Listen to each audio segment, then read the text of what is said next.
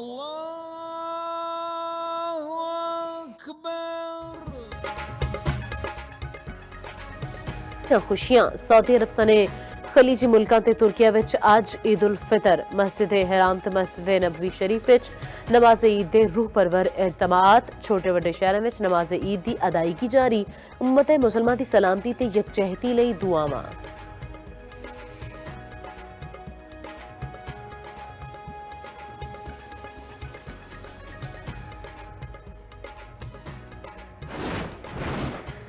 पाकिस्तान विच ईद उल फितर कल होवेगी मुल्क भर में शवाल दा चंद नजर नहीं आया चंद वेखन लई रूते हलाल कमेटी दे मुल्क भर विच इजलास मुल्क दे किसे हिस्से तो चंद नजर आन दी शहादत मौसूल नहीं हुई इंडोनेशिया मलेशिया बांग्लादेश ते भारत विच भी कल ईद होवेगी।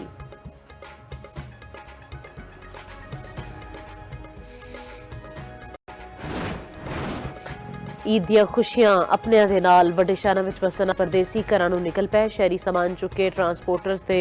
मुंह तक्कन लग पए मुख्तलिफ शहरां विच बस अड्डियां उत्ते ताबड़ तोड़ रश है ओवर चार्जिंग ते ओवरलोडिंग दीआं शिकायतां जुड़वा शहरां विच इंतजामिया मुताबिक वध किराए वसूल करने वाले ट्रांसपोर्टर्स के खिलाफ क्रैकडाउन।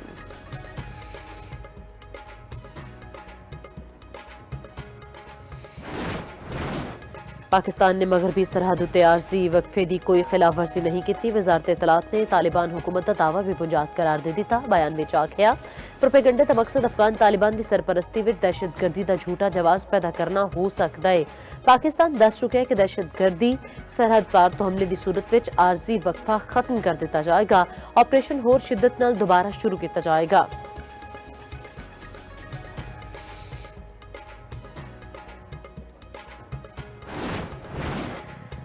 इसराइल ते अमरीका ते एक बार फिर तेहरान उत्ते हमले कुछ मिनटां विच मशरकी तेहरान विच 3 धमाके सुने गए एयर डिफेंस सिस्टम हमले नाकाम बनाने लई मुतहरिक कर दिता गया मगरबी ईरान विच रिहायशी इलाकियां नूं निशाना बनाया गया हमले विच 12 बंदे शहीद ते 116 जख्मी हो गए। इसराइल ते लबनान उत्ते भी फिजाई हमले सरहदी ते रिहायशी इलाकियां उत्ते गोलाबारी लबनान विच लाइव रिपोर्टिंग दौरान इसराइल बमबारी और वीडियो सोशल मीडिया ते वायरल हो गई।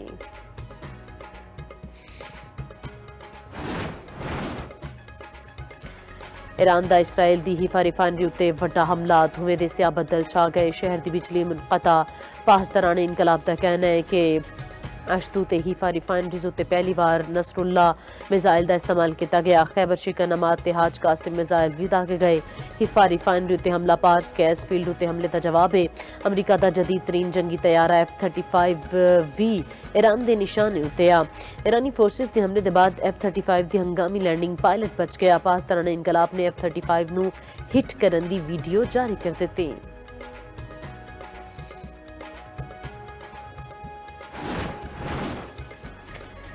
ईरान ने कतर सऊदी अरब ते अमारात दी तवानाई तनसीबात उत्ते हमले कवैत दी 2 रिफाइनरीज उत्ते ड्रोन हमला अग लग गई कवैती हुकाम का कहना है कि कोई जानी नुकसान नहीं होया और सऊदी अरब दी बहीरा अहमर विच वाक़े यनी पोर्ट दे नाल समरीफ रिफाइनरी उत्ते भी हमला अबूधाबी दे हबशान गैस तनसीबात उत्ते बाब फील्ड उत्ते मिसाइल हमला कतर दी रास लफनान रिफाइनरी उत्ते लगी अग ते काबू पा लिया गया अपने हुरमस दे नेड़े खलीजी ओमान विच जहाज उत्ते हमला जहाज विच अग लग गई। ट्रंप ने इसराइल नूं ईरान दी तेल ते गैस तनसीबात उत्ते हमलियां तो रोक दिता अमरीकी सदर दी व्हाइट हाउस विच जापानी वज़ीर आज़म नाल मुलाकात मीडिया नाल गलबात विच ट्रंप ने आखिया इसराइल ईरान दी गैस ते तेल दी तनसीबात उत्ते दोबारा हमला नहीं करेगा ईरान दी बहरिया ते फिजाइया खत्म हो गई है ईरान दा तैयारा शिकन साजो सामान भी तबाह हो गया असीं ईरान विच जिथे चाहिए परवास कर सकने आ ईरान उत्ते हमले तो पहले इत्तहादियां नूं इसलिए नहीं दस्सिया क्यों जे असीं उन्हां नूं सरप्राइज करना चाहुंदे सां।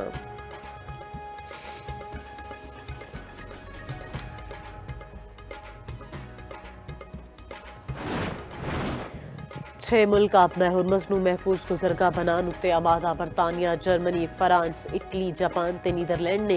आमादगी जाहिर कर दी अपना हुरमस की बंदिश की शदीद अल्फाज विच मुसम्मत वधदी कशीदगी उत्ते तशवीश का इजहार ईरान तो फौरी अपना हुरमस खोलन दा मुतालबा।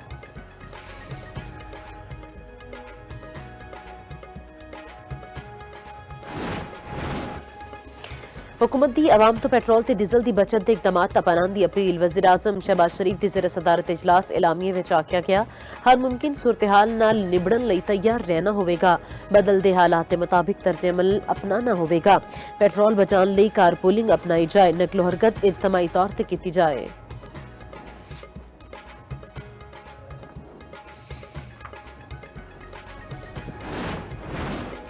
ते कराची के मुख्तलिफ इलाकों में बारिश, माड़ीपुर में यालाबारी, लाहौर सने पंजाब के मुख्तलिफ शहरों में भी वक्फे वक्फे नाल बारिश। आजाद कश्मीर ते KPK के बलाई इलाके में बर्फबारी, मौसम ठंडा ठार।